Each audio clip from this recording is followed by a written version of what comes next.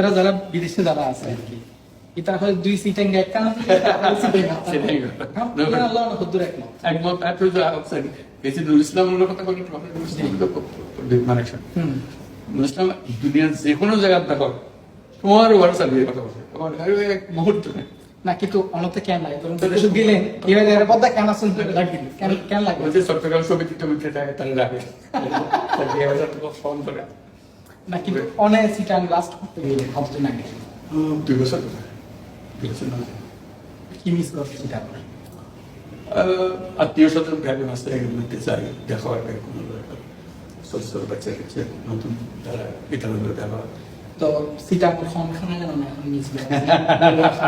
কইরা না ফেভারিট খানা সিটান গাহালাম নাকি বলি মাস পরে খাইছে সোই ভাই মানে কেনটা বুঝছো কোয়েন ফেভারিট মানে কোয়েন বেশি